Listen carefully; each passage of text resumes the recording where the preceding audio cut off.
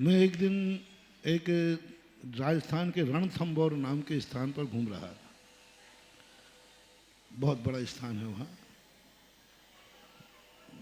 जब वहाँ से तो उसका किला मंदिर देख रहा था और एक किला था बहुत बड़ा। एक सज्जन यही प्रश्न कर रहे थे, बोले महाराज इन जड़ मूर्तियों में क्या रखा है, इनसे क्या विशुद्धि होती है, इनसे क्या मतलब है, क्यों बुद्धू बनाए जा रहे हो कि ये भगवान है, स्पष्ट पाषाण है, इनको देख के क्या परिवर्तन होता है, क्या पुण्यबंध होता है।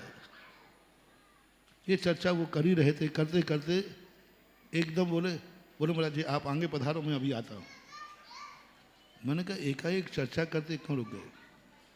अब मैंने थोड़ा तिरछी निगाहों से देखा कि वहाँ किले के दीवार के ऊपर, मंदिर की दीवार बाजू में दिख रहे, उस दीवार पर कुछ राग रंग के चित्र बने हुए थे, जैसे कुणाल में वगैरह बने रहते ना, खजुराहो, कुणाल, नाम कोई अंतर हो सकता है, वो गंदे चित्र बने रहते सांसारिक के, वो चित्र बने हुए थे। और वो चित्र के कारण अब वो मेरे सामने देख नहीं सकते थे, तो हमसे कहा महाराज आप पधारो। अब मैंने देख लिया और बड़े गौर से वहाँ बैठकर वो बड़े फोटो उतार रहे थे, बहुत गौर से देख रहे थे। फिर वो थोड़ी 1-2 घंटे बाद फिर आए, बोले महाराज जी मेरे प्रश्न का जवाब नहीं दिया। मैंने कहा जवाब तो आपको मिल गया। मैंने तुमने हमें निकाल करके वहाँ तुम क्या देख रहे थे, वो पाषाण था, जड़ था कि सही चैतन्य के चित्र थे, उनमें क्या रस आ रहा था। देखो ये राग रंग के चित्र बने रहते, विदेशी कैमरा लेकर घूमते, सबसे ज़्यादा वहीं जाते हैं, वहाँ पाषाण ही तो है। एक आकृति बनाई गई, एक रागी को देखकर, राग के चित्र देखकर राग उमड़ जाता है, तो एक वीतरागी को वीतराग भगवान देखकर वीतरागता उमड़ जाती है।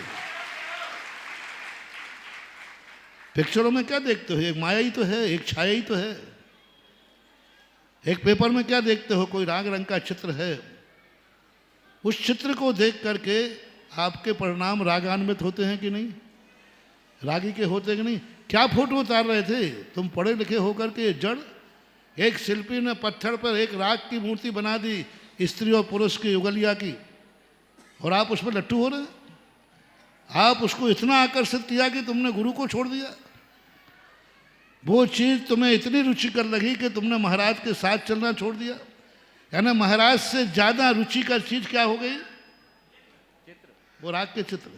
क्या था उन चित्रों में, एक पाषाण की आकृतियाँ ही थी ना। बोले जी, तो मैंने कि फिर, बोले महाराज जिंदगी में पहली बार समझ में आया कि मूर्तियों का महत्व क्या है। मैंने कि तुम्हें शास्त्रों की भाषा समझ में नहीं आएगी, तुम जैसों के लिए सुधा सागर की भाषा ही ठीक रहेगी।